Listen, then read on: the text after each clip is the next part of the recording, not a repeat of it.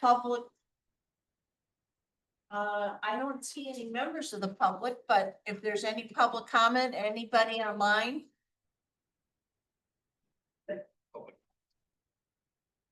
No public members. No public members online. All right, then we'll go to board member comments.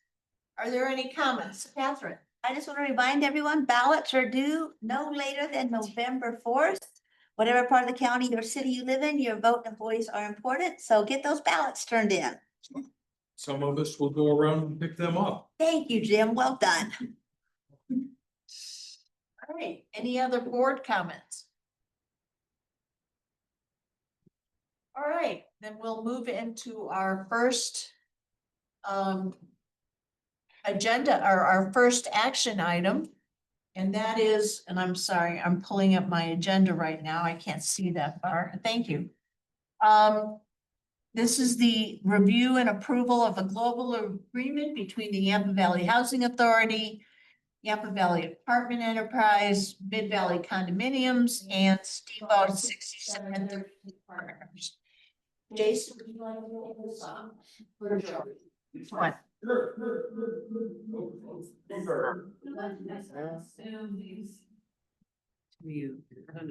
To find the people. For the record, do we have quorum? No, we do not. So we, Then. no, we can't act, but we may have somebody join us. Sure. So let's at least, Yeah, let's start. All right, so. I'm sorry, some of this was coming out late as yesterday. Lisa and I were working over the weekend on this. There was the memo I sent on Friday, I believe. That kind of went over this. I know some of you are newer. Some of you have been on here for a long time, but not super involved with this. Over the last 2 to 3 months, we've been in discussions with Steamboat Partners, which will also see Lone Tree. Some people refer to it as that. Steamboat Partners is owned by Lone Tree Trust. So Steamboat Partners is the development partner for Cottonwoods. We have a number of relationships with Steamboat Partners. The primary one being our joint venture for the condominium project that is currently under construction. The second, and in that they are a 51% owner, and the housing authority is a 49% owner. There's also our joint venture regarding the second lot of Mid Valley for the Cottonwoods. That's where the apartments are intended to go. The housing authority is a 99.99% owner of that entity, with the remainder being Steamboat Partners. That entity was specifically formed because per the development plans that were approved by the city for the overall 4-building Cottonwoods development, there is certain infrastructure that has to be built upon the second lot, the apartment lot, in order to get a CO, certificate of occupancy, for the condominiums. So that needs to be completed with the condominium, despite the fact that we are not currently building an apartment. So the apartment joint venture entity was formed for that purposes. It took out a $4 million loan from Alpine Bank to pay for that infrastructure, which is currently installed and being installed. There was also a, I guess we can call it a side agreement regarding the future between the housing authority and Steamboat Partners with respect to the apartment building or apartment project itself. By that agreement, if they completed certain milestones in terms of pre-development approvals, financing, etc., we committed to proceeding with them for the apartment project as the development partner. That has not occurred. And as I believe most of you, if not all of you know, The apartment project is somewhat in limbo at the moment, and we're, thinking more about what we want to do with that. Do you want to talk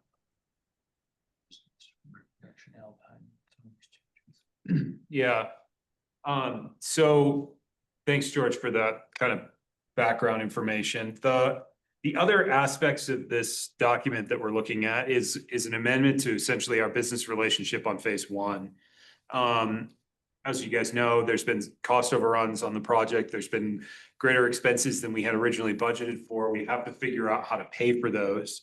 We also have to figure out how to make sure that we can still honor both the deed restriction and the maximum sale price there and the commitment that the city has made to put $10 million into buying that cost down. And so quite a few of the items that you see in here are memorializing essentially deal points that we've negotiated with Steamboat Partners over the course of the last, it feels like probably 6 or 7 months at this point. What that looks like is a change to the cash flow waterfall and how money exits this deal. We've given up our. I mean, I can talk about, do you want to talk about the rationale of why? I mean, the rationale, as George mentioned, is essentially we need to execute on phase one, be able to sell those units, do that well, and then essentially set ourselves up for success for phase two. Those things are a little bit in conflict with this because there have been significant phase two costs that we've had to pay for in phase one. And so all of this grand deal is to, I say set ourselves up for success in phase two. It also sets us up to have some flexibility in phase two, primarily to choose a new developer partner and execute on that project in a way that we think is better for the organization, for our end users. So that is fundamentally what we're trying to accomplish here. We're solving two problems at the same time, more or less. So in terms of the global agreement, the primary terms of the agreement, and I'll skip to the second one first, and Steamboat Partners and Jason signed a separate document that was sent to the city a few hours ago, basically taking just the STR component of this agreement. So that's already been signed and agreed to. But so this and that agreement memorialize that the $10 million, if approved tomorrow, goes directly to buy down the sales price to consumers of the condo units. And so that's a big one. Second is changes to the cash waterfall, i.e. What happens with the revenue that the condo company generates from the sale of the condos. The two significant changes to that are that YVHA under this proposal is no longer going to recoup the value of the land contribution for the phase one ground. That was, as you know, was from a gift from a donor. So we put some nominal is not the best word, but we kind of divided the value of the $6 million that was paid for the combined lot and separated it between the two. And the number we came up with for the phase one was 2.1 and change million. So the housing authority under this will not be recouping that money. That was not a cash expenditure because, we did not pay for the land, but that is money that we were expecting that we would no longer be getting under this agreement. The second major change to the cash waterfall is the original deal was that the profits from the sale of the condos, after everything else had been paid, after a developer fee, after everyone's capital had been paid, would be split 20-80 between YVHA on one side and Steamboat Partners on the other. This document would change that profit split to not a profit split. It would go 100% to Steamboat Partners. So again, that is cash that we expected to be receiving over the course of 2026. With this agreement, we will not be getting any of that. Hey, George, just to clarify, that money's not in our budget for next year. We already have sort of planned on that, right? Correct. So next, so I referenced the interim agreement. That was the kind of side agreement regarding if they performed the pre-development for the apartments, that we would commit to going with them as the development partner. Again, they have not completed those. So this agreement would do two things, or more than two things, but I referenced the $4 million infrastructure loan that encumbers the apartment lot with Alpine Bank. That has not currently been drawn on, I believe. Not at all, but it will be in the coming months as, you know, bills continue to rake up. The owners of Steamboat Partners are personally guaranteeing that loan with Alpine Bank. We've been in discussions with Alpine Bank to have those partners removed as personal guarantors. The thought being, well, if you're not going to be the developer doing a project, you certainly don't want to be personally guaranteeing a loan on that project. So under this, we would need to have them removed by the end of the year on that loan. All indications from Alpine Bank is that they find that acceptable, given the increased value of the property, given those improvements and all of that. And then it would also formally terminate the interim agreement so that we would have no obligation with Steamboat Partners to do anything with them on the phase 2 development for the apartments. They would also transfer all of the stuff that was paid for, you know, the design plans and all of that to the housing authority, so we can utilize those in the future. The interim agreement actually called for a payment for those plans and whatnot, and that is not going, we're not having to pay that to them. So that is one nice thing for the housing authority in this agreement, I suppose. And then the final main item is that the housing authority is expecting, probably at this point, probably not the community foundation, but someone will loan us $5 million to be secured by the phase 2 apartment ground. And that money would encumber phase 2, but would go into the phase 1 condo project. So basically flows into the apartments, encumbers it, but then flows out to the condo project so that that could be completed. We don't have those loan documents yet whatsoever, but I believe from your latest discussions, that was something like a 2-year term At 0% at interest. 0% interest. We have a verbal commitment on that. Fundamentally, what it does is it helps pay for the phase 2 expenses that we've had to pay for with phase 1.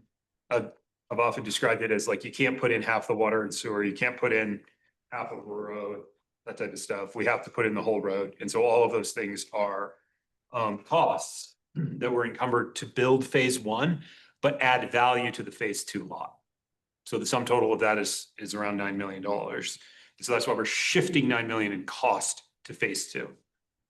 Can you say a little bit more about the timeline of when you expect that to go from a verbal commitment to a written commitment? I believe it'll move quickly, but I don't have an exact timeline. The The commitment is from a familiar donor of ours, but the timeline, I think, is a little bit dependent upon just, drafting up documents as far as the loan documents and having those reviewed by, various legal teams and things like that. So Is it contingent on like the city approving STR or like the developer approving? let me get to Okay. Can I ask a question on the loan too, before we move on, George? Yes. What do we have to do to make this Tabor compliant? Do we need to set, since we're now gonna have a loan, do we need to set up an enterprise fund or how? We have an enterprise, it's one, that's a good point. So when I say YVHA, there's a number of different sub entities. So we already have YVHA Apartment Enterprise, Yes, and that is the entity that will be taking out the loan. okay, so we already have that. So Yes. Sandy will be setting that up as a separate fund then in the balance sheet? Or how's that work? How do we account for that? I believe it already is. It's not a separate fund, it's an entity that we already have, the LLC. Yep. I don't know, I'll have to think about that. Can you check with our accountants and see how they'd like it set up? Yep. Okay. Yeah, I just think we need to be thoughtful on that to make sure that we are Tabor compliant on it, because I thought, I don't know, check with our Tabor guys just to make sure we're cool on that. If you want the short answer, Yeah, in my opinion, this is all Tabor compliant. you do, okay, so you think we can do it, so. Yes, that was certainly one of the first things we looked at when we were talking about doing this. So yes, And then my other question, and this is another question, Sandy and Jason, if it is an enterprise fund, then can we still receive grants from Prop 123 and other state grants and SDR funds? Since those enterprise funds have that weird, you can't get government money. that is a more complicated question, but thankfully, so if we take out the loan, if YVHA Apartment Enterprises takes out this loan this year, then next year, the grant funding issue doesn't matter. So you're thinking of the 10% grant funding rule. So the apartments have received 0 grant funding this year or ever. But so next year, if there's STR or 1, 2, 3 or whatever, then we would probably not be able to take out a loan next year. Okay, But this year, we're fine because we have no grant funding. so we could still carry the loan, and by getting those funds, it wouldn't kick us out of the enterprise fund. We can carry the loan, we just can't get it. You would lose your enterprise status for that year, but it would not impact But you don't your even lose previous it year's for getting a loan. It's just loan. for, But it would not impact the previous year's loan. Okay, so we could carry the loan. Yes. Okay, The loans, you can, it is we've learning a lot about this because all of our different projects have to kind of contort to this. If you want to take out a loan, you need to be Tabor compliant in the year that you take out the loan. But you can fall out of Tabor compliance in any subsequent year and not impact that previous loan. you can still There, carry it also is even more complicated in that, so let's say next year, we actually get rolling with, phase 2. Right. And the whatever joint venture, or whatever. It would depend a lot upon how it's structured. But for example, YVHA Condo Enterprise is the owner of YVHA, or not YVHA, excuse me. Mid Valley Condominiums LLC, 49% member. YVHA, or sorry. Mid Valley Condominiums, the JV, has $30 million in construction loans, but it's not us. So it would likely be something like that for the actual, like, vertical construction. But sorry, I think we're good Okay, with good. this. And we're 49%, we're minority. On that, so of course. Yes. So, okay, well, as long as we're good for the Tabor. Thank you, George, for researching that in advance. Can I ask one more question about the, sorry, Yes. so previously we were talking about the community foundation, this was potentially a recoverable grant, but now you're saying this is definitively a loan, zero interest, but a loan that has to be paid back, correct? That is what the current verbal commitment is, yes. So just clarify, so going back to this whole YVHA enterprise, whatever, so who actually is getting the loan? YVHA or our The enterprise? enterprise. YVHA Apartment Enterprise LLC. But they don't have, who's gonna pay the interest? It's, There's Zero 0% interest Zero for 2 interest. years. So the interest is not. So currently there is the $4 million infrastructure loan encumbering lot 2. That's the apartment lot. That is in the name of the apartment enterprise, or no, the apartment JV Right, that we are 99.9% members of. Okay. After this agreement is signed and everything is completed at the end of the year, Steamboat Partners is transferring their 0.01% ownership interest to YVHA Apartments. right. So enterprise. So YVHA Apartment Enterprise, a wholly owned company of YVHA, will wholly own Mid Valley Apartments LLC for the time being. Correct. But so Mid Valley Apartments and the apartment lot will have the existing $4 million infrastructure loan. And there, we do pay interest on that. It has not been drawn yet, but once it does in the next couple months, it will start accruing interest and capitalizing it. You're capitalized, so we don't have any cash flow for either of our loans. Correct. And the maturity date of the infrastructure loan is in the middle of 27. And then there'd be 2 years, assuming that term sticks, with the loan from well, it's not really a donor if it's a loan, but that $5 million also would encumber the property. So you're looking at $9 million encumbrance on lot 2, the apartments, with accruing interest on the infrastructure loan. The $5 million would be 2 years out from whenever we hopefully get that in the next month or 2. So the housing authority would be in a situation where they have $9 million encumbering the property, starting to accrue interest, clock starts ticking. So it is certainly on a clock in terms of either getting development going, so there can be a construction loan that pays those off, or some alternative.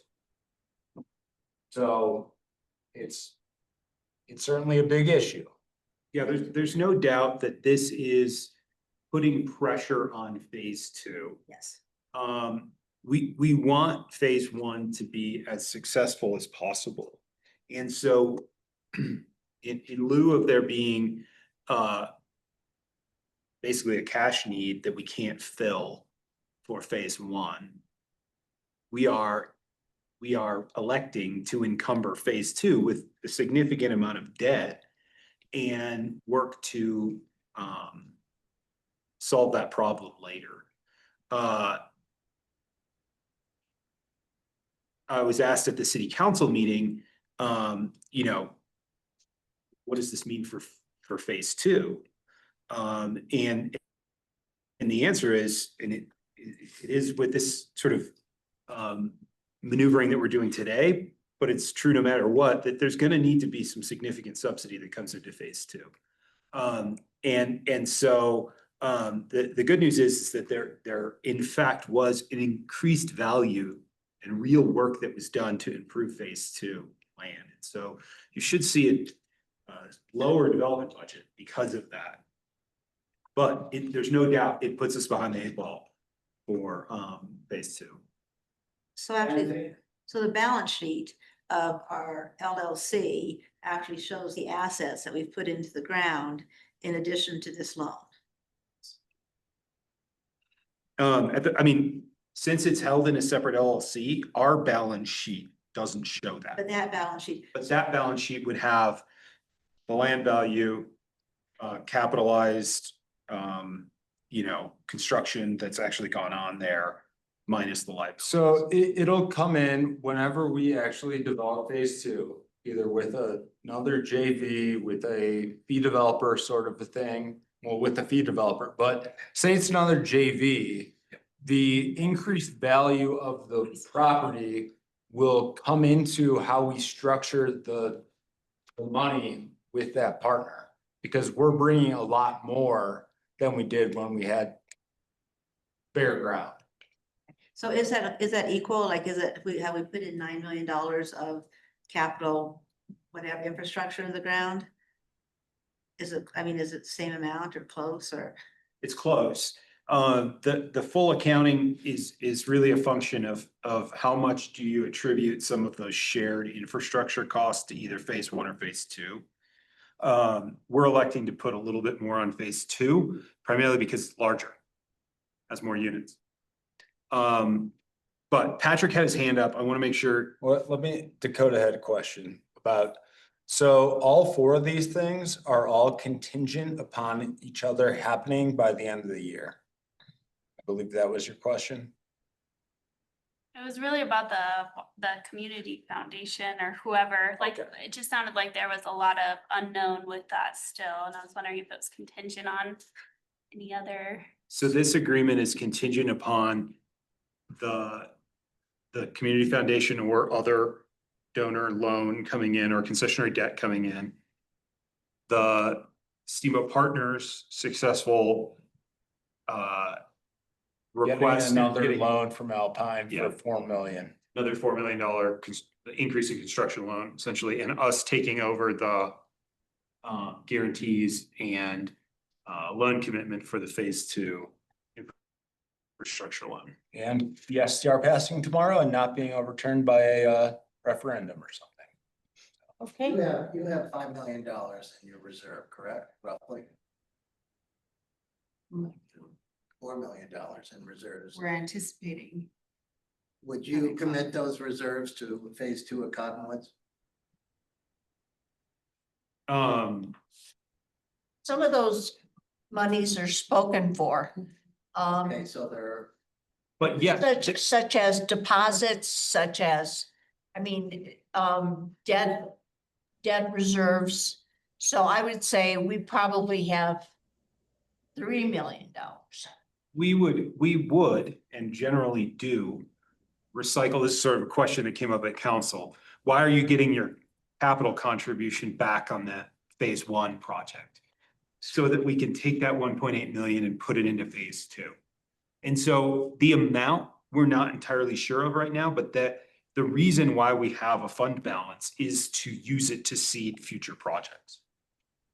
or maybe take into account unanticipated expenses. No? Yeah, part of it is set aside for operating. Like we have a policy where we put aside 6 months, which we might change to a year of operating. We have some restricted money in there. I guess what I'm trying to say is that when you mention the fact that phase two is gonna require a heavy subsidy, I think I would like to hear along with that we would like to use some of our reserves to bring that down. Well, Steve, every time, like when Jason leveraged, or the housing authority leverages money very well. Yeah. So in order to do that, when you go to the state to ask for money, you need to have some skin in the game. They always ask for some, not a match, for some money. So will definitely have money coming in, but in order to get state grants, we have to have money put on the table. So- Steve, I hear what you're saying, is that you don't want it all fall on the STR Well, fund. I just think it just makes sense to me that if you don't need the money to get grants or whatever you need it for, that this might be a pot that could be used for that. And that's gonna be a future strategic discussion of the board about how much money they want to invest in new development versus taking care of our existing assets versus holding on to money for a rainy day, as we talked about a little bit about in the budget conversation at the last meeting. And so that is absolutely the purpose of that large fund balance is any of those three items. And so how much goes to any of those three is a policy decision of the board. And Patrick's been patiently waiting. Are you still there, Patrick? Yeah, I am. We tiptoed up to my question, but we didn't quite get there. I was curious about once the improvements are completed on the phase 2 land, but before we start any meaningful project construction, do we have a sense of the value of that parcel? Alpine Bank is currently doing an appraisal on that that's taking into account the added value. So I have yet to see that from Adam, primarily because he was elk hunting most of last week. Mhm.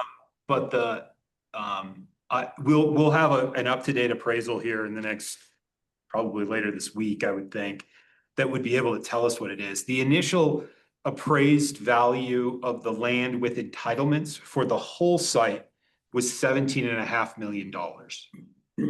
And we attributed 6 million of that to phase 1, leaving 11.5 million for phase 2 land. Which is Well, since well above 9. Yes, north of 9, which is what, if Cole was here, he would say that was part of the conversation about, could we encumber this land? Is there actual value there? Could you do a workout? Let's just say, for example, all of our efforts to develop the site as an affordable housing project fail. Could you sell the land and be able to pay off those loans? The answer at the moment appears to be yes. Right. Thank you. A couple other points that are in the global agreement. We kind of talked about the authorization for the condo joint venture to take out an additional 4 million on top of the current construction loan with Alpine Bank. Again, the JV's working on that with Alpine Bank. It also provides that if Alpine Bank does not approve that loan before the end of the year, that that Steamboat Partners, in lieu of a capital contribution, can make that $4 million loan to the company. That the benefit to them for that versus a capital contribution is they would get interest from the company that they own. It specifies that it has to be upon equal or better terms than the existing construction loan. Two, so some of the critical infrastructure, as the city calls it, for phase 2 is not going to be completed now because it would just be damaged and or destroyed during actual construction of the apartments. So the housing authority has agreed, or by this agreement is agreeing to post a letter of credit with the city to ensure that those critical improvements actually happen in the future. So that's very common in the development and land use with city planning and all that. Finally, the housing authority is going to provide the initial, I'll call it seed money for the HOA, so that, when the HOA starts incurring bills, but before units are sold, you got to pay the person that's plowing the driveways, or not driveways, but the parking. So the housing authority is going to put in some amount of money to get that going. The housing authority will recoup that money from assessments as they start coming in as units are sold. So that's just a kind of cash flow issue, but I wanted to point that out. Well, actually, that's the point I was gonna bring up the next budget. And as a question, I guess, to Elliot and Lala, is do we need to capitalize that HOA to ensure long-term success for the residents there, so they don't get in arrears? And can you expand a bit more on that, on the letter of credit, like what the amount, what it's gonna cost us? The city needs to give us, so the city kind of inspects what you have completed before you get TCO for the condo buildings. And they have, okay, now these on your plans are not constructed. And we think the value of that is X. And you have to post a letter of credit, I believe it's 125% of that value. But we're thinking maybe a million. It depends on, right now we have an application into the city to amend our phasing plan to shift the line of where some critical improvements are. That could dramatically reduce that number. Basically putting more critical improvements on phase two when they should be built, and not requiring such a large amount of surety. So it's a TBD, but the cost of a letter of credit is 1%. 1%, okay, that's what I thought. And that goes kind of to you, Steve, in terms of that's one of the reasons why the housing authority keeps cash on hand in case these sorts of situations come up. And we got to make sure that we can pay you guys.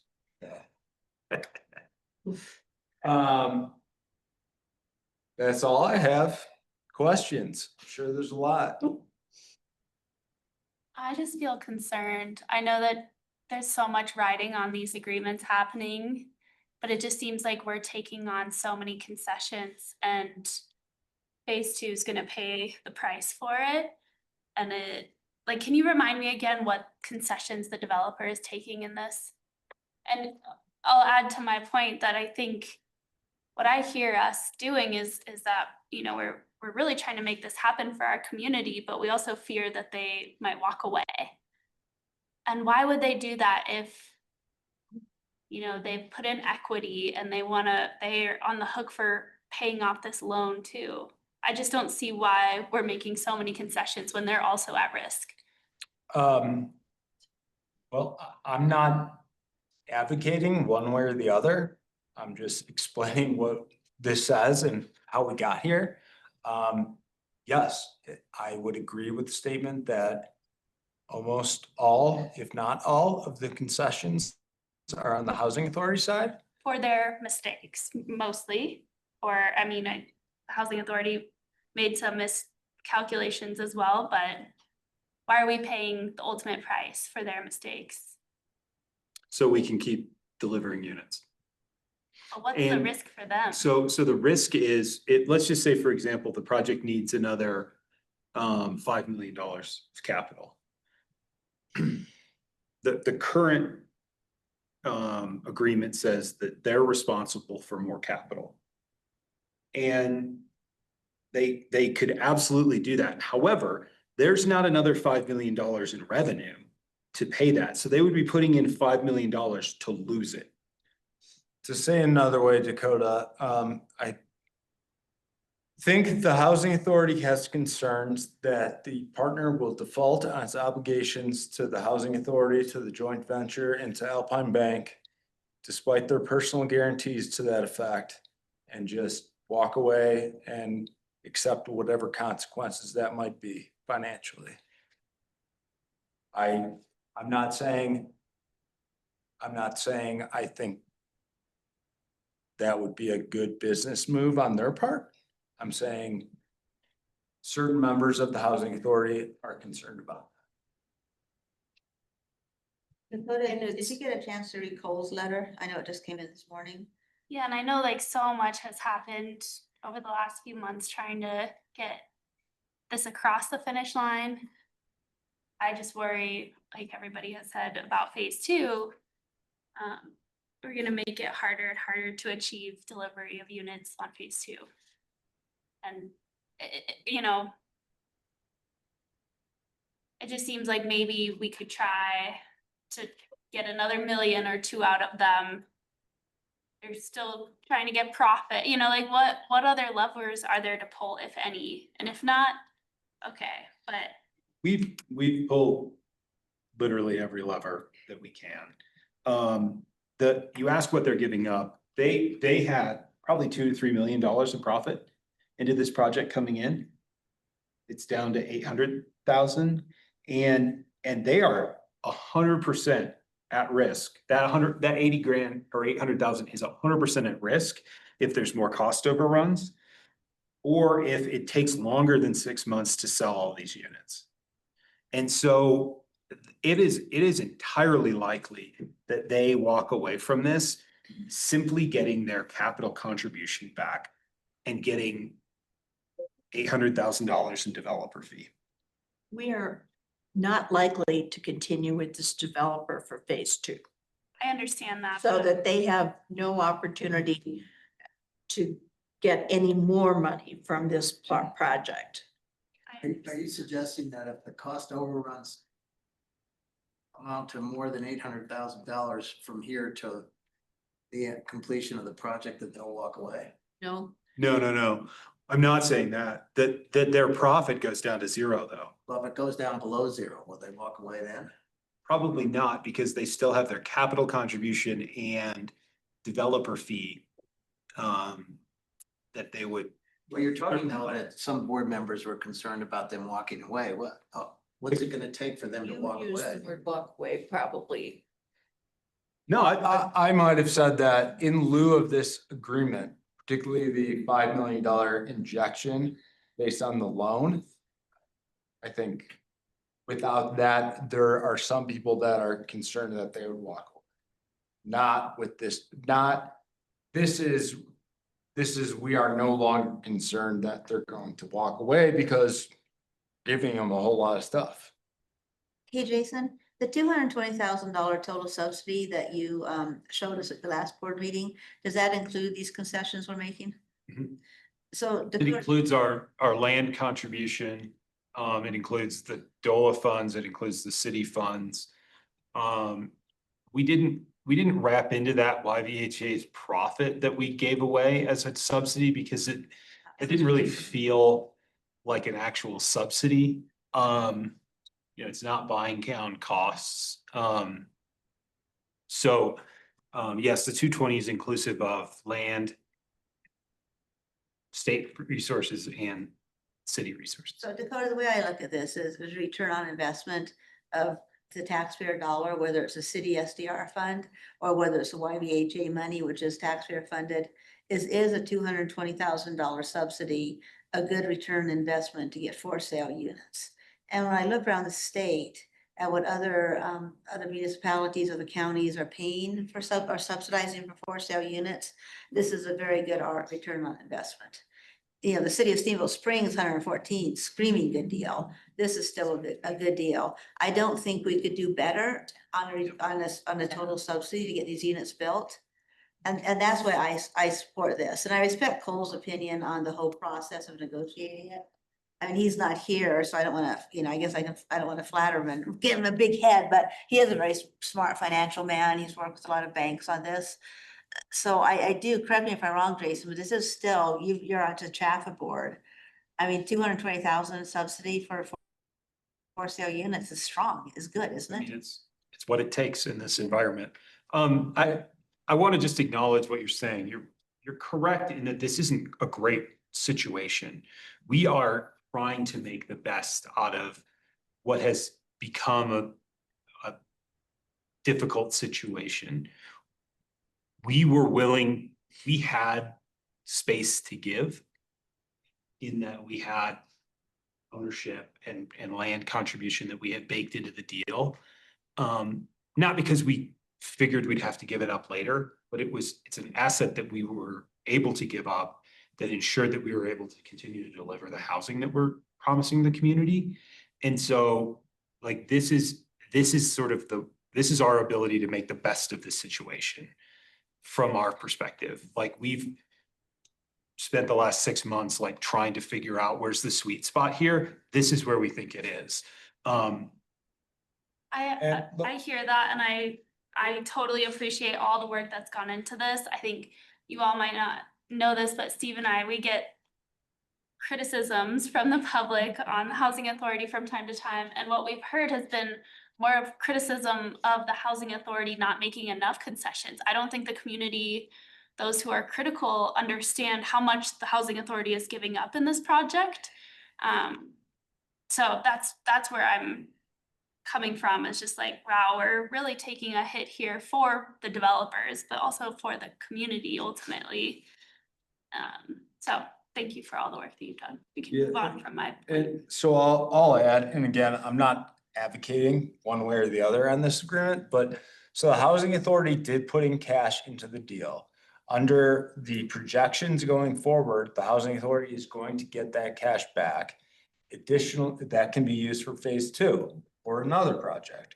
The housing authority is still going to be getting the roughly $650,000 in developer fee, which is essentially profit. We are foregoing the book value that we assigned to the land, which again, that was not a real cash expenditure by the housing authority because it was purchased by someone else essentially and given to us. And we are giving up on the profit. I forget offhand what that number is, but so we are giving concessions for sure.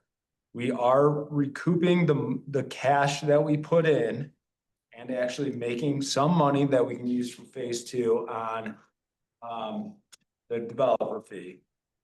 The big point, as you've been mentioning, is this is further encumbering lot two with an additional $5 million. So when that project proceeds, that's going to be an important consideration with whatever relationship we get into with a developer.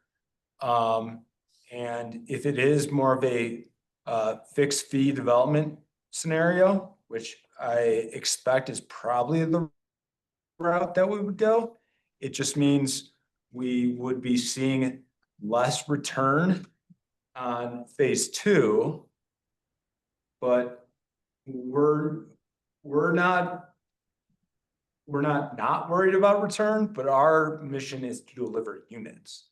So for a for-profit developer of phase two, they'd certainly be not super happy that they're already kind of behind the 8 ball on expected profit for phase two.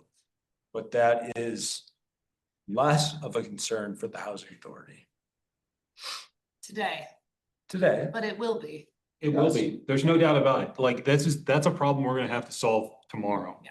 I mean, I think just to affirm what Dakota is saying, I have the robbing Peter to pay Paul quality of what we're doing here gives me concerns for the future people who are sitting in these chairs a year or 2 years down the road when we're going like, gee, well, we sold ourselves down the river a little bit on trying to get phase one across the finish line. But I'm also not hearing another alternative path forward from people who spent way more time and thought power on this than I am going. So I think at the end of the day, I feel like we have to trust Cole and Mark and George and Jay, other people who, have kind of looked at this from every angle. But I feel similarly to you, Dakota, in that it's not great. It's not great. And I also would kind of reiterate what Cole put in his email about the board and the staff doing a robust look back to identify how did this happen?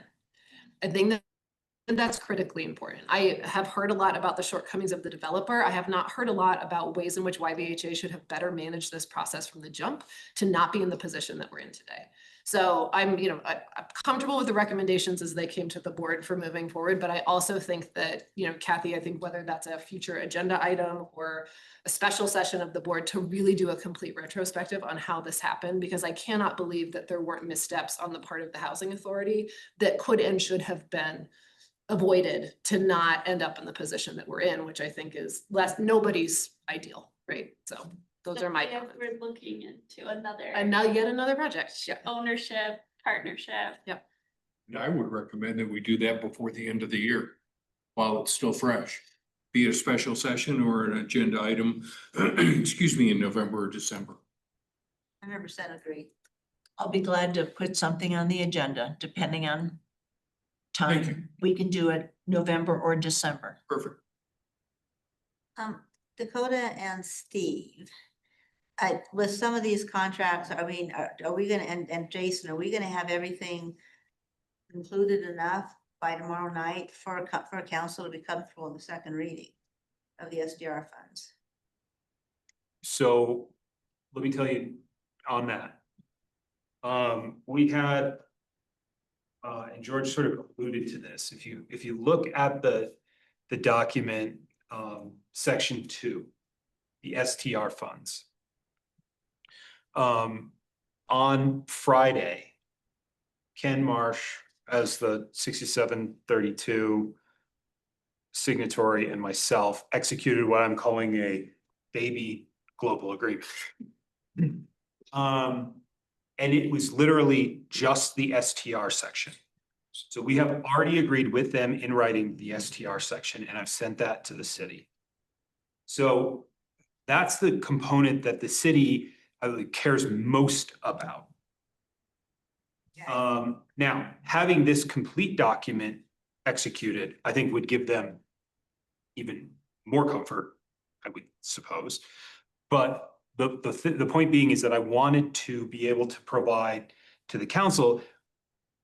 We told you that your money was going dollar for dollar to buy down costs, and here's where we have it in writing that that's happening. So is that, do you think that's adequate, Stephen? I mean, is it, and Dakota? I think it gives me a little comfort knowing that that part is agreed and signed. There's no questions there. I do feel discomfort that there's still questions around the community foundation loan and, this agreement, sitting through some difficult agreements. I'm sure that this, there's always things that can come up and get extended and extended. And so it sounds like it's not going to be completed by tomorrow, especially if the board can't vote on it today. Let's clarify, we currently have 10 board members, 5 in person and 5 online. So 10 out of 14, so we have a quorum. Okay, well, Can I get a clarification on who's online? Because I don't have that number. Yeah, let me give you the names. You've got Patrick Phillips, you've got Leah, you've got Michael Ann, and you've got Reese and Angelica. So those are the 5. Got it. Thank you. You know that there's another memo from Michael Clarney, right? Yesterday? Was it yesterday? First Friday, when was it? The last one. I don't know if I'd characterize that as a memo. Yeah, well, whatever. yesterday. I have not seen it. His personal opinion. Yes. Well, I'm just saying that memo will probably be certified. But what were the expectations when you left council last Tuesday? What was the expectations? So the expectation was a full accounting of what's in the $7.7 million in cost overruns. That's been provided to Brad. A full accounting of the 9 million costs that are shifted to phase 2. That has been provided. I did a line by line response to Michael McClarney's Tuesday memo. Tuesday at 4:30 email to council. And I also provided the baby GA. Okay. Was there anything expected that you didn't provide? Not that I'm aware of. I mean, Am I missing something? No, I'm just, Oh, okay. I mean, that was I just want to make sure that, yes, you did provide all that information. yeah, and it didn't feel to me like leaving that meeting that the execution of this global agreement was a specific request, although we know that prior to the meeting, it was something you guys were very interested in seeing. And so our goal has continued to be to get this past the finish line today. And the reason why everything is contingent upon everything is because we need to have an inked deal today for city council. And so in a world where we didn't have this deadline, we would wait until we have the community foundation or donor loan figured out, and Alpine Bank has approved it and all of that. But we wanted to have an agreement that memorializes everything goes the way we expect it to go. Here's what's going to happen. Here's how it goes. And so the fact that there's a section 12 in the document that's essentially a huge contingency is a product of the fact that we're trying to approve a document before some other important pieces are finalized. I'm wrestling with the fact that this is our last council meeting prior to the election, correct? Yes. So our next council meeting will be on November 17th. Almost a month, 4 weeks from now, almost. So I think it's appropriate that tomorrow night that you share the status of this. So that council is well aware of where everything stands, including what you said around those expectations, but also what we're missing. I think it's appropriate that you be totally transparent with council. I agree. I mean, the only person that was unsupportive was Brian because he felt like Michael McClarney had all these questions and concerns and they needed to be answered before we made a decision. So he wanted to postpone the meeting at last council meeting. After you presented, it seemed like Brian was comfortable moving forward, knowing that you were gonna get back to Michael McClarney, or he at least felt comfortable with your responses in the meeting. And so I think that's you might not have all the answers, and hopefully that's okay. And that honesty will build trust with the community over time. Like, yes, this is as far as we've gotten. We've gotten the STR agreement finalized, and we'd love your support moving forward, knowing that there are still some answers or questions to be answered. Well, to clarify, the Housing Authority Board can approve this agreement and sign it today. And see if we get it countersigned in the next 24 hours by Steamboat Good. Partners. Yeah. And then it would be signed. And council would have it. If there's not a majority of the board that wants to approve it as is right now, knowing the contingencies and all of that, we cannot approve it and continue working on the items or continue negotiating some of these points or do whatever. But obviously that won't be signed by tomorrow then. Sorry, I know I've been speaking a lot now, I'd love to make space for others, but my only question remaining with this contract is in section 7 about the soils pile. It just seems like we could benefit from some stronger language regarding that soils pile, knowing that they're gonna be trying to get as much profit as they can. Are they gonna be leaving behind some extra stuff for us to deal with in phase 2? And I wanna make sure that there's consequences for doing so. There's always consequences for breaching your agreements. I saw your email. I don't disagree. This is the language we came up with. And they were, I mean, they didn't want to do it at all to begin with. But again, this would push this agreement to not probably being signed in the next 24 hours. But certainly, I mean, and through that July date is when the condo company is still going to be operating and selling units. But I mean, we can certainly add that there's gonna be, $100,000 reserve, all the profit will not be distributed before that date just because of the sales timing. But we can certainly propose that there's some holdback on that, even though there's going to be money coming in every month for the course of 2026. Can you give me reassurance that if they don't take care of it within a certain amount of time, they're gonna lose out on some of those payments or something like that? What payments? As the payments are coming through, You profit.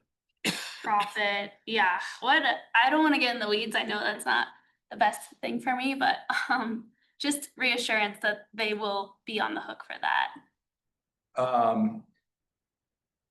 They are on the hook for this agreement. I can propose something a little additionally more in terms of some sort of reserve, but again, the cash flow over the course of the late spring and early 2026 is going to be going to Alpine Bank. And then eventually as all the units are sold to the developer fee, it flows all the way down. So profit is not gonna be realized until the end of 26.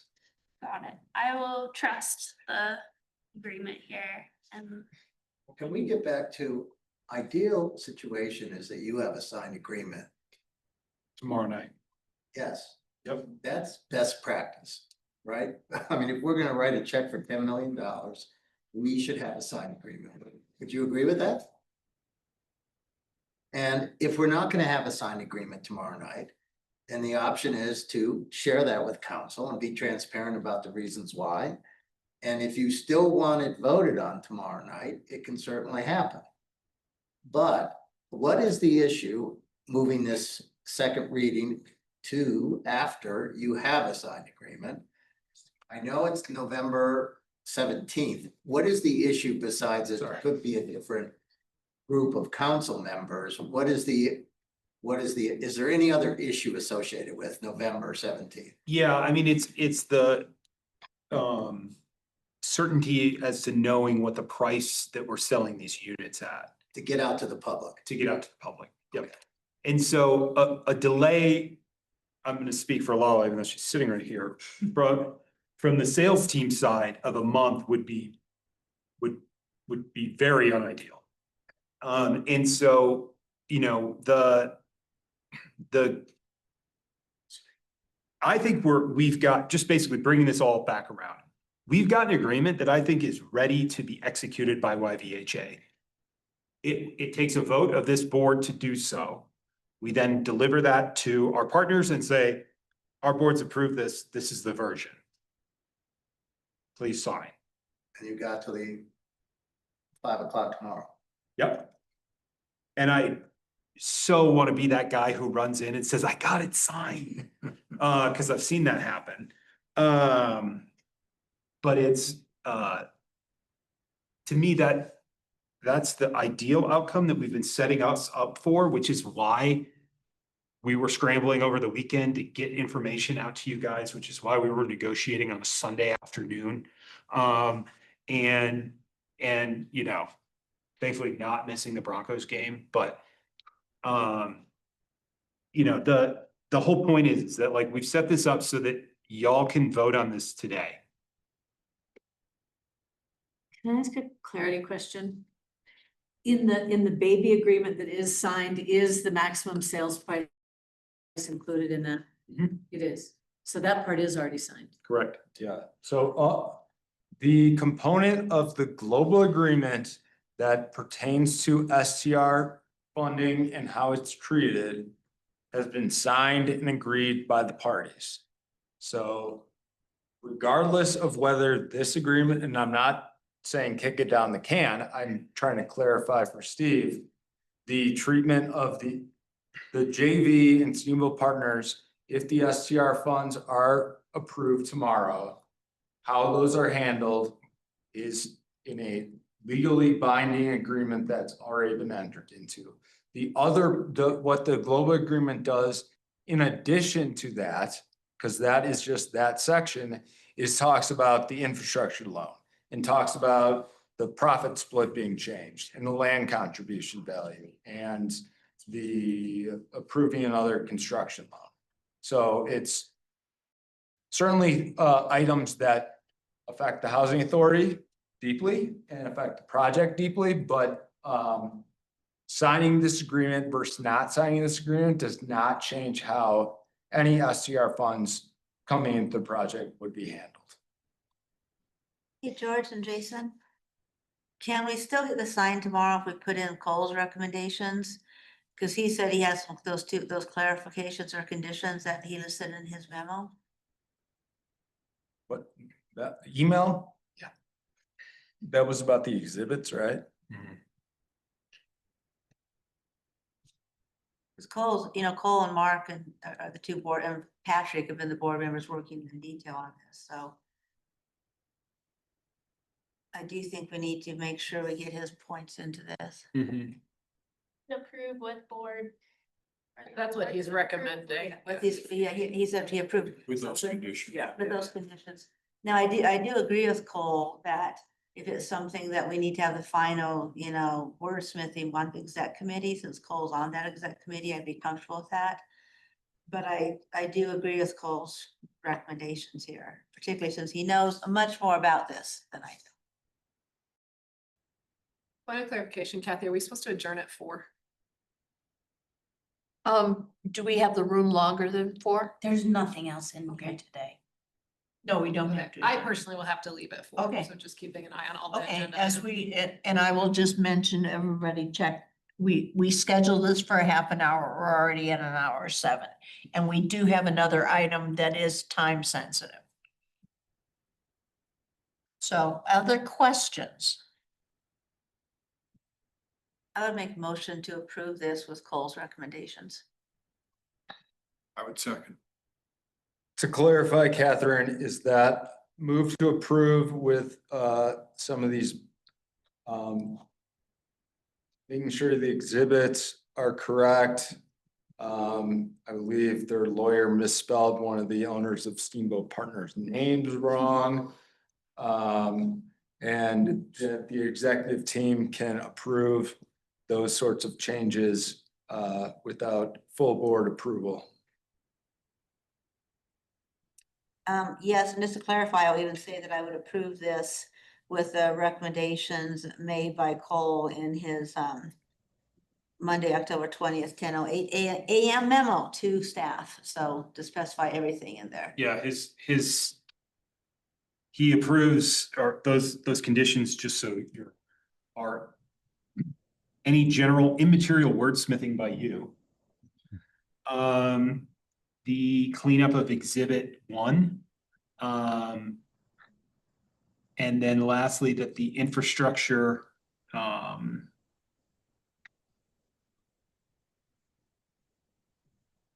just noting that it would add cost to the, to YVHA to incur the $4 million infrastructure loan after the first of the year. So very quickly on that, throughout the negotiations, there was back and forth regarding when, as the infrastructure loan is going to start being drawn on soon. Interest will start to accrue. If any payments are due until this version, the end of the year, they will be paid by the condo JV. After that, but it's being capitalized, so that should not occur. But anything after December 31st is anything that has to be paid to Alpine would be coming from not the condo. We don't see any payments being due because it's being capitalized. But so there was back and forth discussions about when the right date that should be switched over. Some people feel like it should be a TCO for the condos, others different. The December 31st date, in part because that's a date that is a bunch of all these items. That's what was kind of come to. So, and that is what Steamboat Partners has indicated they'll agree to. So just to kind of put a little explanation behind what Cole was saying about the TCO versus December 31st. So any payments after December 31st would be paid by YVHA?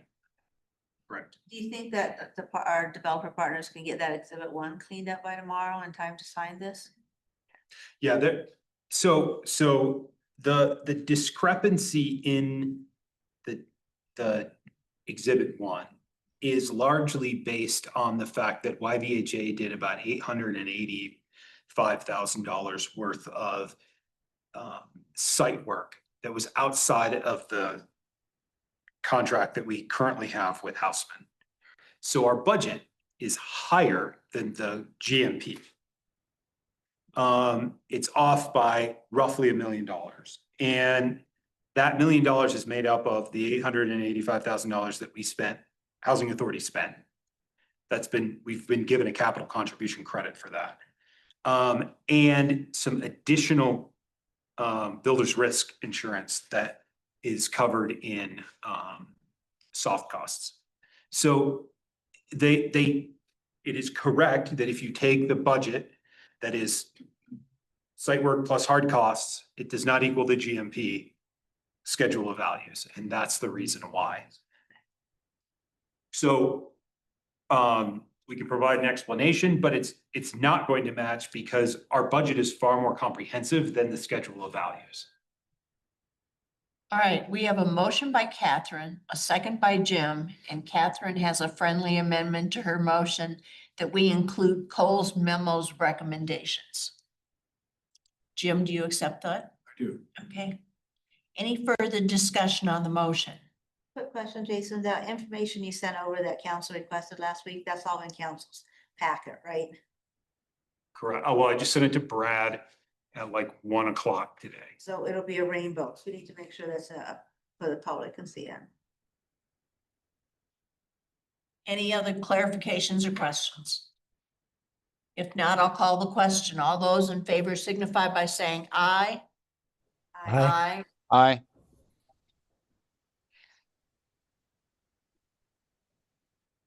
I only heard one aye from those online. Aye. Oh, Aye. there's another. 3. All I right, just asked for anyone opposed as well. anyone opposed? Motion carries unanimously 10-0. Thank you very much. And hopefully those of you who can stay up late tomorrow night for the second reading will attend the council meeting. It's not a heavy agenda Right. at this point. Is that sarcastic or And also, Jason, can you please share the memo that Mr. McClurney just sent out this morning, just forward, just so we have it? Wasn't this morning, was it? It was yesterday. It was really polite. All right, let's move on to the next item, a review and approval of the purchase and sale agreement for real property located at the corner of Highway 40 and Lagoon Court, also known as Bear River. All right, so what the ask is today is to enter into a purchase and sale agreement for a property known as Bear River Village. The purpose of entering into the purchase and sale agreement is that you're essentially putting the property under contract, giving us the ability to perform on the contract if our due diligence suggests that this is a project we want to pursue. So the project in and of itself is a 55-unit project that's been fully entitled and approved by the city of Steamboat Springs, is building permit ready and could break ground in the spring. So the reason why we're bringing this to you and why this feels a bit rushed is that this potentially slots into an open kind of construction window within our pipeline. We've had some initial conversations with the city about making an STR contribution to a project like this. They obviously haven't made any firm commitments, but they said, wow, this seems like a decent opportunity. Let's explore it in some more detail. So at the moment, we're looking at applying for several different grants that would help support the project. The first is a Prop 123 land banking program, which allows us to purchase or get $3.5 million to purchase the property. And so that would be a direct subsidy into buying the land coming from the state. Really good opportunity. Emily and Elizabeth have done a phenomenal job of kind of tracking down that and helping with that application. We need a signed purchase and sale agreement to make that application. What's the timeline on that? Like, it seems like it's kind of bumping up against that. So we were supposed to have this executed by the 5th of October. But we were given an extension to the end of the month by YVHA, who administers the Prop 123 land banking program, primarily on the merits of the fact that this is a conversion of a market rate project to an affordable project. And I'll just add, there are other rounds of this grant. However, we're targeting this specific round because the state had previously allocated the vast majority of land banking funds to the Front Range. And so they're doing a special grant round right now to distribute funds in the rural resort communities. So the money is dedicated to rural resort applications. So we have a competitive advantage if we take advantage of this round. Awesome. But just to clarify, it needs board approval today to make it into that grant window. Yes. Yep. So we had George craft this purchase and sale agreement to be very purchaser friendly. So we have $500 of this money that we'll need to put up. We have until January 31st to do our due diligence. We can terminate at any time before that or for any reason or no reason.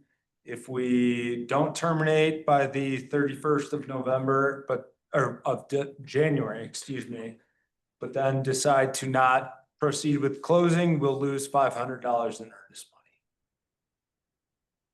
So this agreement, $500 is the cash risk. Yes, Cost. Correct. yes. And I'll make a donation of $500 if you lose. That's like Jason, 30 minutes of your time, George. So just a quick, about kind of who the group is that we're talking with. So Crossbeam Capital is the group that's gone through the process of purchasing the land, entitling it. And we've been working with them, to kind of craft this, purchase and sale agreement. I would consider them to be a very willing seller. Primarily because of the fact that they may not see a great opportunity to develop this at market rate and actually receive some type of return.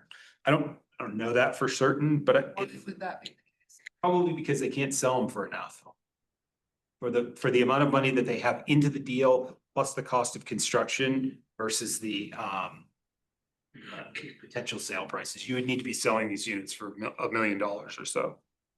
I don't necessarily see that as being a real viable market. You look at kind of the struggle that Base Camp Townhomes has had as an example. That side of town just does not demand that premium that you might see, 3 miles down the road, closer to the town. And so they see this as a potential good opportunity. We see it as a potential good opportunity to take an already entitled site and turn it into affordable housing.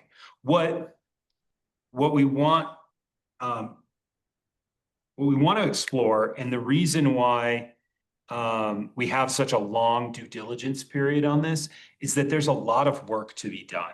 We've got a kind of modeled sources and uses here, and some of the resources that might come in from Prop 123 home ownership and land banking, local subsidy from YVHA or the city. All of those things are still fairly in flux. In addition, we're hoping to pilot the new Chaffa Drive at Home product, which is very low cost construction financing that then converts to permanent mortgages at 4.5%, which is a smoking deal for the end user. It's also a good deal on the construction side of things. So all of that is to say, there's a lot of due diligence that needs to be done. And so we want to make the land banking grant application. If we get that, great. That's one of the many things that need to fall in place for us to execute on this. After that, we're going to continue to do site due diligence, looking at the developer as a potential partner, kind of getting to the question of what would you do differently post Cottonwoods? Far more due diligence on the developer, on the contractor, looking at all of the financing side of things. How are we going to put that together, making an STR ask to the city, all of that coming together during that due diligence period. If some of those things don't play out, we can say, we gave it a good try. We're not going to execute on the contract and walk away. Our investment is essentially our time. However, if all of those things check, we could have another project going out of the ground in spring of 2026. And so that's essentially what we're asking today, is to take a $500 cash risk so that we can take some time and know that if we wanted to execute on it, we could. Jason, clarify with me, and full disclosure, I remember when they presented this to city council, I wasn't crazy impressed about it. When you say entitlement, are you talking, we're taking their design, their number of units, their size of units? Correct. So we're doing all that. Okay, well, if that's the case, then refresh my memory. How big are these units? We're talking a lot of studios. So what's the square footage? And when you're breaking down, I guess that's the first question. What's the size of these units? So there's 16 3-bedrooms, 19 2-bedrooms, and 20 studios. We have had some initial conversation with those guys about actually reducing the number of units, increasing sizes. You. Obviously, that's some due diligence that we would need to do as well. Is that within substantial conformance and could retain the zoning approvals? What does it do for the financial model? Does it increase the gap? Does it close the gap? Probably increases the gap, quite honestly. But there's some benefits to doing that as well. Obviously, larger units serving larger households. And so all of those are things that we intend to explore once we have this property under contract. What were the square footage for each like studio, 1 bedroom, 2? What were the? I think Emily's gonna. Look that up. Okay, well, okay, thank you. I appreciate that, Emily. And then the other question I have on this is, refresh my memory, what was the variance they got? Do you remember, Steve or Dakota? They got there's some sort of variance for this workforce housing, which means nothing, but do you remember what it was?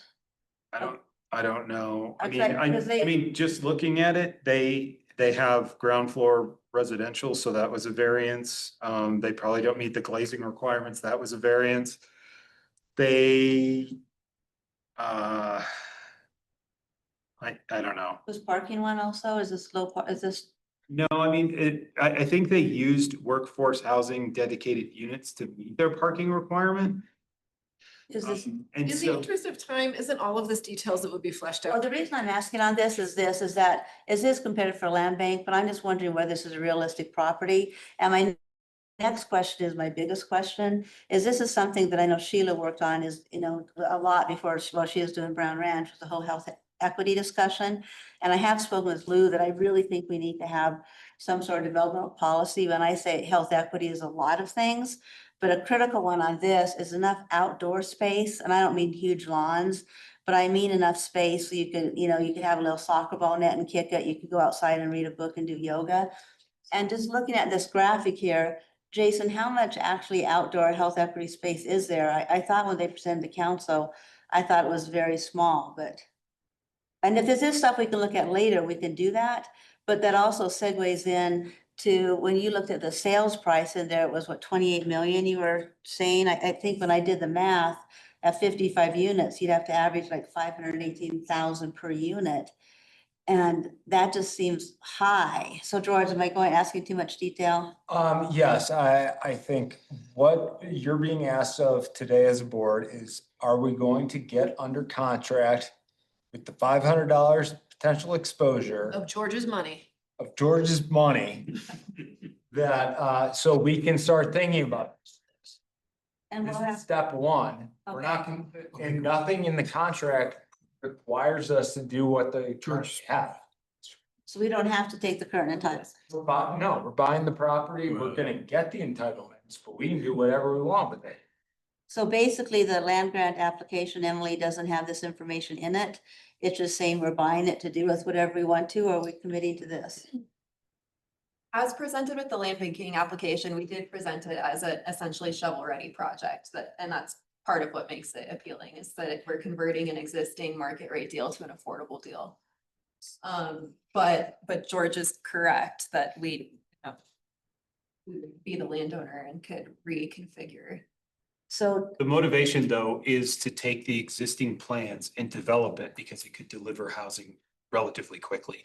But That's what I'm that asking. is predicated on Understand, I appreciate that, but it just seems that, I mean, I have a ton of questions. I a do ton of too. questions. I also have some reservations, I think as Dakota alluded to, about taking on another project when we are kind of not in an ideal position with Cottonwoods and need to execute well on phase two in addition. So like, I think there's a ton of questions. We don't have time to address all of them now, but if I'm understanding what George is presenting, it's, do we want to gamble with $500 of George's money to do due diligence and explore if this is feasible, knowing that there's a robust out clause if at any point, throughout this process, and it could be that we apply for, the land grant and we don't receive it.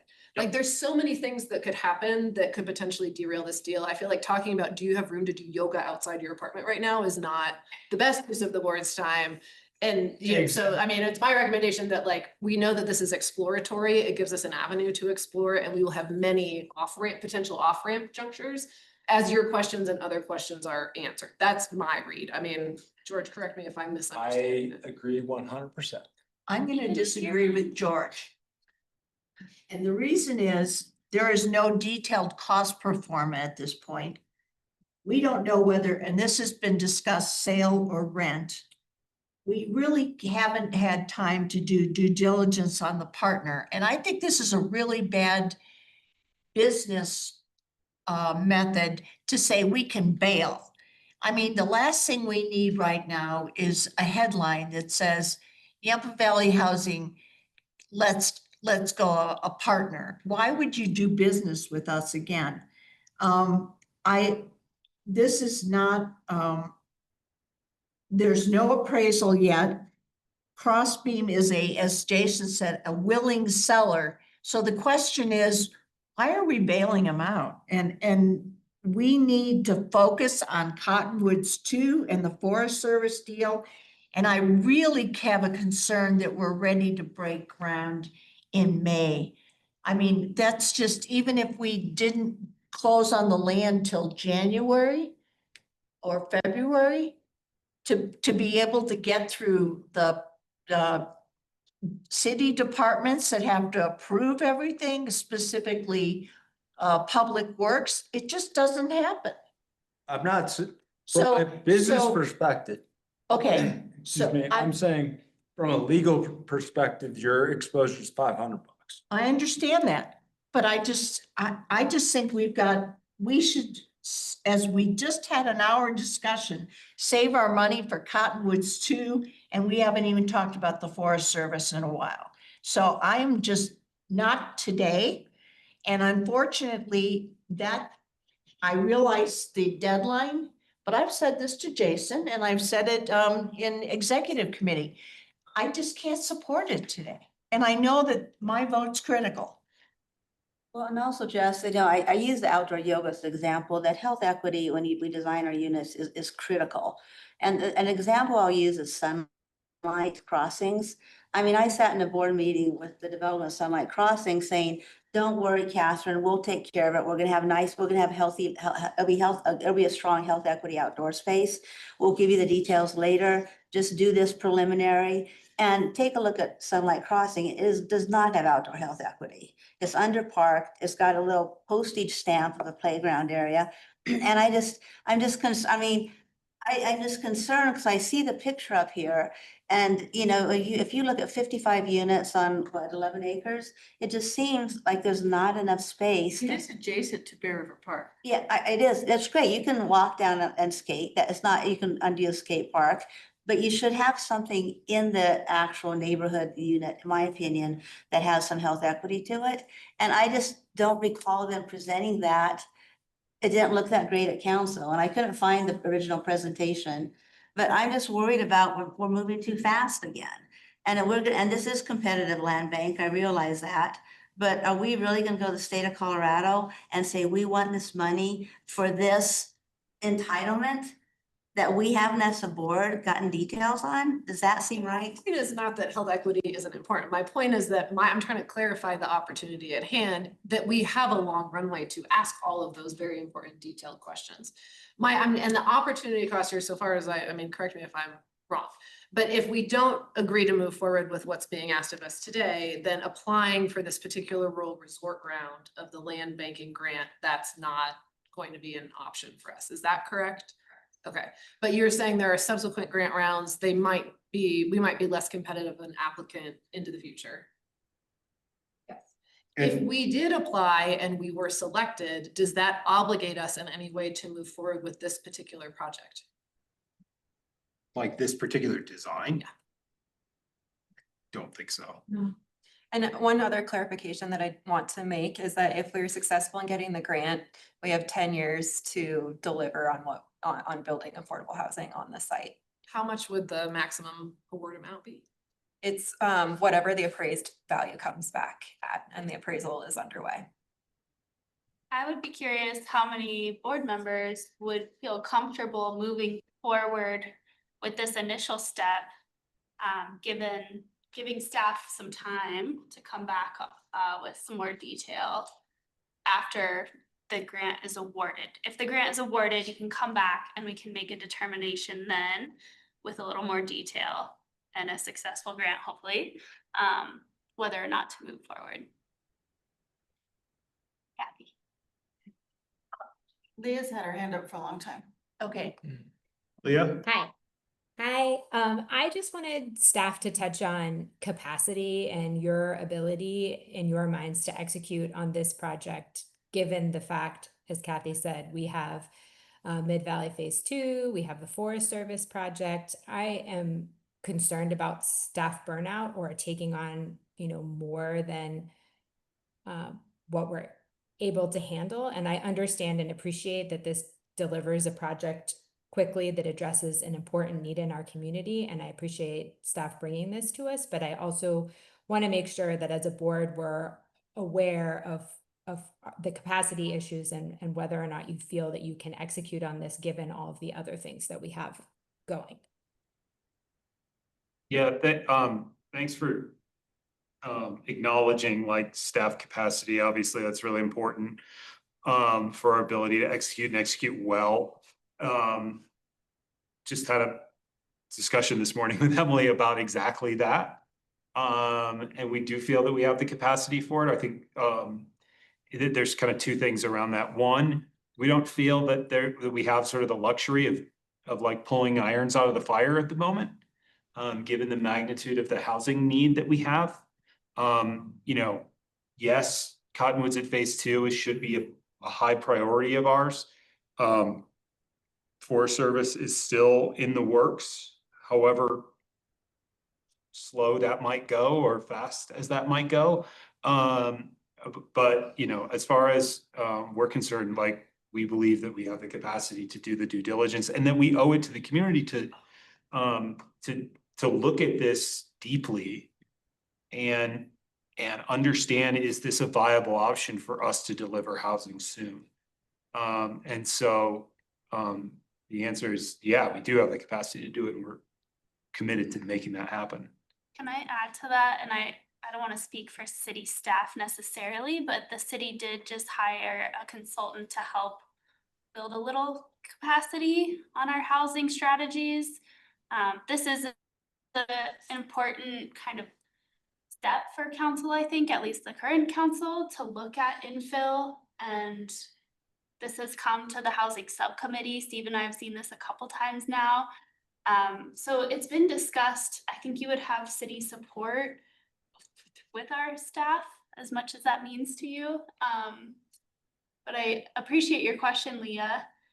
And yeah, I just think that this is something that the community is asking for as well, as infill properties, things that are not apartment complexes. Like, it kind of hits a couple of the things, development on the west side. So I think it's worth, and then I'll shut up because I know I've said a lot. I think it's worth at least moving forward this initial phase. And what are the sizes of the units? Jason, Catherine, before we get into that detail, do you mind if I just ask a follow-up to my question while we're on that topic? How would you respond to Kathy's concerns about, potentially backing out on a partner? What do you think that we can do in terms of communications strategy if we were to move forward with this to mitigate against, the risk of partners not wanting to work with us because we're kind of entering into something very speculative and with a high likelihood of potentially exiting? Yeah, I mean, we're going into this like full disclosure with the current seller that like, we got a lot to figure out. Like, we don't have the nature of our partnership figured out. They may not want the particular partnership structure that we're proposing. So, you know, as with a lot of different real estate transactions, you often will, your first step is to get it under contract and then do your due diligence, as opposed to spending time and money on a site that you don't have any control over. And so this is just as an example, if you go way back, this is how we did things with all of our LIHTC developments, except for it was OPG or Gorman who was taking down those pieces of property and putting them under contract for us to then do the due diligence on, do we get the tax credits? Do we get the financing? Do we get the entitlements? And so this happens all the time in development. You put a property under contract, you do the due diligence, didn't work out for me. Thank you. Moving on. My motivation is twofold. As I mentioned, one, to create the opportunity for us to get this grant. And second is that if we do determine that it's viable, we actually know we can execute. The last thing I want to do is go, wow, we've really got a viable project. Let's go see if they want to sell it to us. We know they're sellers because they've signed purchase and sale agreement. Okay, thank you. I hope, when you look at Cottonwoods phase 1, 2, which isn't done yet, phase 2, Hilltop, this, maybe Brown Ranch will do something to occupy somebody's space at some point in time. Do you have the organizational structure that you need to, what I would say is, add complexity to this organization? I don't want to solve for that today, but I just think that, you know, whatever got you here in terms of your organizational structure, it sounds like things are getting more complex if you're going to move in this direction. And I just raise the question of, do you have the structure, meaning the people and the positions and the expertise that you need to do this, not well, but do this excellently and hold all these pieces together? Because you know, these things aren't all going to turn out exactly the way you think they are. They may be even more complex going down the road. So I just asked the question, that's something to think about for next year, I think. Emily, what's the square footage of these? The average square foot for a studio is 378. The average square foot for a 2-bed is 756, and the average square foot for a 3-bed is 1,134. Those 378, those are hotel rooms. So that is and that's just why I'm asking the details on this, because I remember seeing this. I personally am not comfortable going to the state of Colorado, asking for a land grant with this design. And that's where my concern is, Jason. I realize what you're saying. I would love, this piece of property looks great.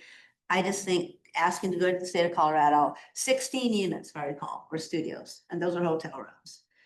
I just can't, it's an integrity thing for me. I mean, as land grant is being, I know it's being prioritized for non-front range. I just don't know if we're asking for to buy this land at an open slate, I'd probably be more supportive of it. Recognizing of costs that 518,000 per unit is going to go exponentially up because this is not a large piece of property. But that's my concern, Jason, is without seeing more information about this design. I mean, it just seems like they're cramming too many units into this tiny space. And we just don't know enough about it. That's my concern. Any other questions or discussion? Angelica. Oh, Angelica, thank you. Hi, everyone. I'll be quick. 2 comments. Emily, this funding, the land grant fund is also Prop 123 funds. Am I correct on that? Yes. Okay, thank you. And then the other question I had is this, and this is, sorry, if I miss, it's hard to hear sometimes, but this design is final? Like if we apply for this grant, we can't edit this design? Is that correct? No, that's not true.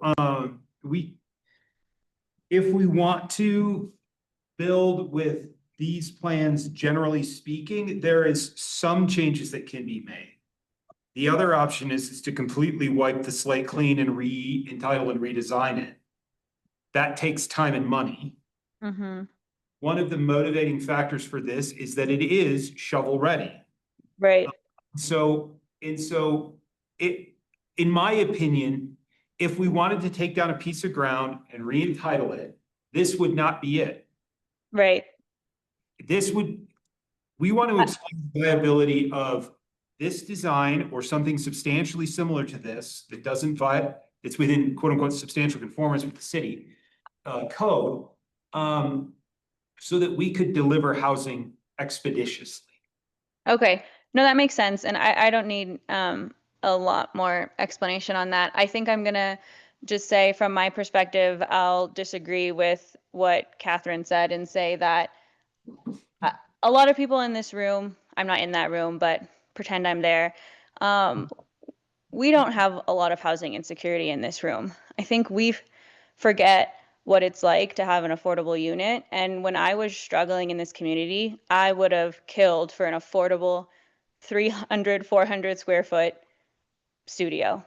Like if it was affordable, I would have moved in there in a heartbeat. And the caretaker unit that I lived in, that I was like very lucky that the homeowners gave me like a sweet deal. It was like a 400 square foot studio, and I saved so much money that I was able to buy a townhome.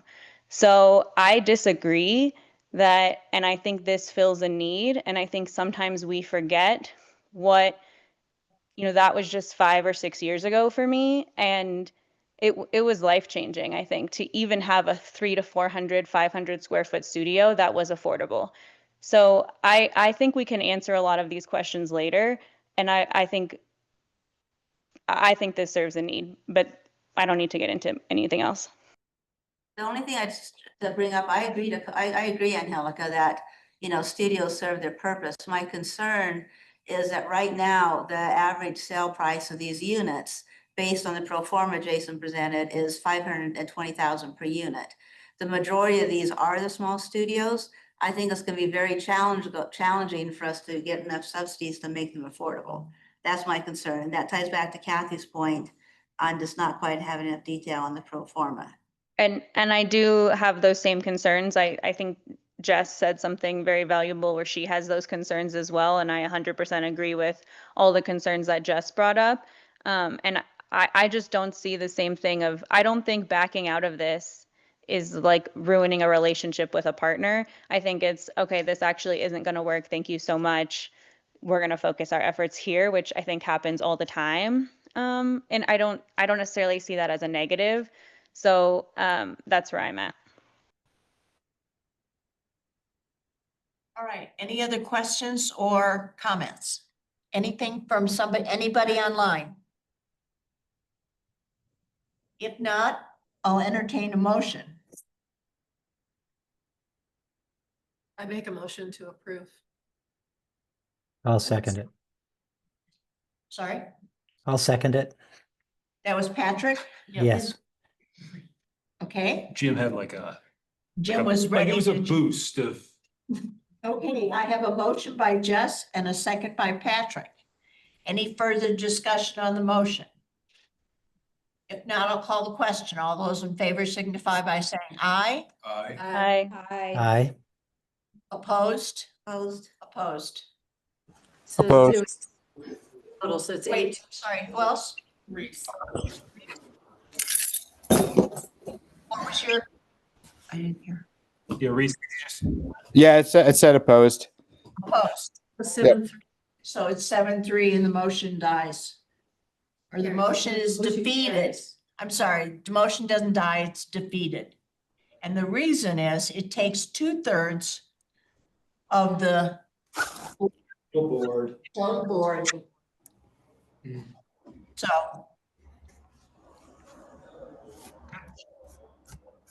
All right. We have, I know we have Sandy, a discussion on budget. Can we postpone that till November, the November? Can I just ask one quick question on it? Okay, I just need the temperature of if people want the paid family medical leave, we have to submit the private plan to the state by November 1st for a start date of January 1. did everybody hear that? Or should we just push it back and maybe start on February 1st if it gets approved in November? That's fine too. We can do that as an option. Okay. I want to make sure everybody has time to ask questions. So let's do that. Let's put it on the November. And that way, if it's approved, it starts in February. Okay, and then there was one other kind of big change. All right. The development fund asked us to put a 10% retainage on the Whitehaven project, which is $355,000, which increases the loan, and now their rents will be raised by $166 a month per lot. And we have to post these by November 1st. So I'm sorry, finish your thought there. that was it. We need to post the rent increases by November So I 1st. got the 166. How much was the other? It was a So- 10% contingency? 10% contingency, which brings the project up to 3.9 million. And how much was the rent gonna go up without that 10%? I think it was 144 in October. And the current rents are, The average is $723. And then we invested from our general fund the maximum amount we can under Tabor, right? You've not invested.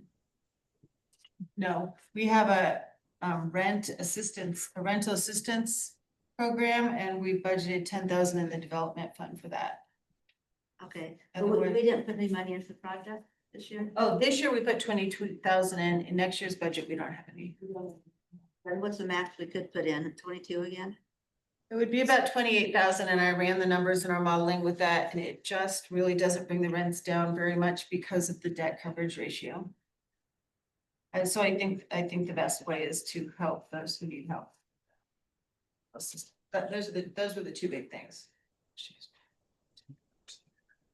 I think it's important that we've mapped this out from Sandy's as a worst case scenario also. Thank you. There are grants that Emily and Elizabeth are continuing to go for and other options, but we wanted to put this out there. I've also reached out to the state to say if we post these rent notices November 1st, if beginning of next year, we end up getting a loan at a more favorable or more grants come in, do we have the right to lower those rents? So I haven't gotten that answer back from the state because generally you can only make one increase per year. Most people don't decrease, so I'm hoping that they would, but just kind of trying to look at all of those. So there's still a chance that that number can go down, but this is like the big shock and worst case scenario where we're Correct, and sitting. if we didn't use that 10% addition that I just added in, then we would get a loan for lesser amount. And that would be back down to the 144 that it was. Depends how much of the contingency Oh. was. May I ask a point of clarification about the prior vote, which I think is what you Yes. discussed here too? So I pulled up the bylaws as it Yes. pertains to the two. yes, and George would like to comment on that. Yes, well, my interpretation, and you're the attorney, but this says a single expenditure of $500,000 or more, which is not what we were voting on. I was telling Kathy that after pulling up the bylaws, I agree with your position. That this is really not even an expenditure of $500 because we can cancel the contract tomorrow. And you'll pay us back. So in my opinion, this does not qualify for the that a majority of the entire board needs to approve it. I would agree with you. Smart people can disagree about things. And I would just say that this is for the purchase. This is not about the amount of the good faith. This is about the purchase of 3.3 million. So you could argue either way. Can you clarify, George, procedurally, like if we go through a due diligence and we do want to close on the property, Is there a subsequent vote that the board would have to engage in to affirm? So the actual purchase for $3 million would require a separate board vote in any event. And that would certainly require the 2/3 majority of the full board, but in this particular case, the $500 in earnest money that we, potentially stand to lose in order to be able to execute due diligence and apply for this particular grant. To my mind, doesn't qualify for a simple majority vote, as long as we have a quorum, should be sufficient. But Kathy, your interpretation is different. I mean, I think procedurally it's up to the chair to decide it if, I think it's your shot to call. Well, since I voted against it,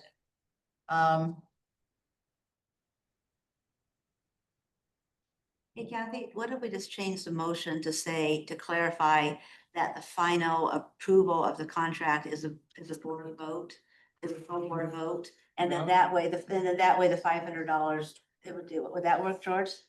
I think if I understand what I think you're trying to do is to clarify that this is approval of getting under contract and to actually close on the transaction. Reiterating that that needs a separate board vote in the future. Yes, I think that would take care of the procedural question. Because if I do want to go with the majority of the board on this, even though I was a -2. But if we just clarified that the fine, like what George just said. I don't think we need to, but we can certainly do Would that make you more comfortable, Kathy, as the chair? no. So, since it's been pointed out by our attorney that this is a $500 expenditure, I will of his money. Good thing my birthday's coming up. George, this is our money. Then I will stand corrected, and on a simple majority, we're moving forward on the basis that this was a $500 expenditure.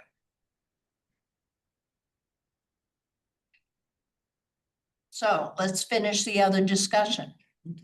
Yes, Um, because the vote was still a vote. We're just clarifying whether or not it was a.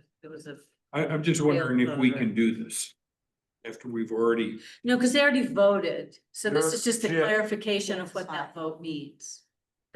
Yes.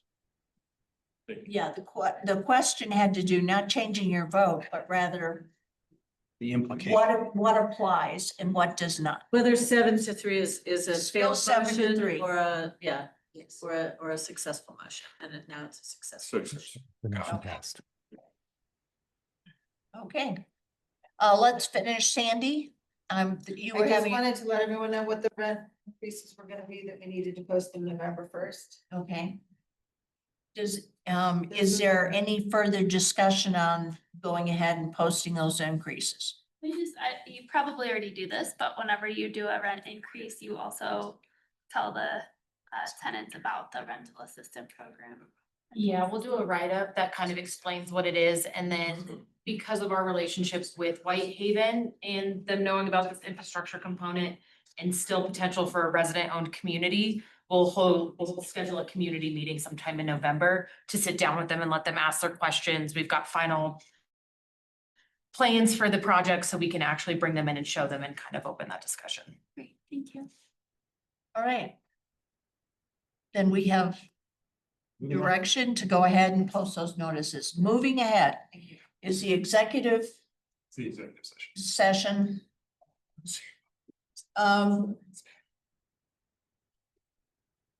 We have a request for an executive session to be held in compliance with Colorado Revised Statute 246402-4B for the purpose of a conference with our attorney to receive legal advice on Mid-Valley monitoring.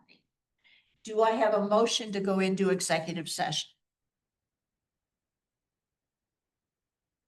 And let's go. Everyone's leaving. Huge amount of enthusiasm. Pardon? Well, we can still have the recording. Yeah. How about those board members online? Do I have a motion? I'll have to hop off in 6 minutes or 5 minutes. Okay. So for all of you who are leaving, just just so you guys know that this is essentially to get some advice from a fair housing attorney on any fair housing related exposure that we may have. Based on the deed. Based on the deed restriction and the lottery implementation. Deed restriction. And deed restriction implementation. So we will record this. You will not be asked, there's no decision to be made today. This is simply educational. There's a memo from the attorney that we will send out to you all in a confidential email after this. But we did not expect the last two things to take 2 hours. Yeah, and then in November, we'll move forward with voting on the lottery implementation plan. Review and update of the deed restriction implementation plan and the updates to the deed restriction. Those will all be action items next month. No. So is there an action item for after the, Not after this. not after this, because we've lost all but like. Yeah, next 2 month. members. All right, Wait, so so we still need a motion to go into executive session. Sure, why not? Okay, Catherine, and I'll do the second. And the only one left, oh, Jim's here. Is anyone online? Yeah, you still got a few. I'm online. Patrick. Okay. And Helica. All right, any further discussion on the motion? If not, I'll call the question. All those in favor signify by saying aye. Aye. Hi. Opposed?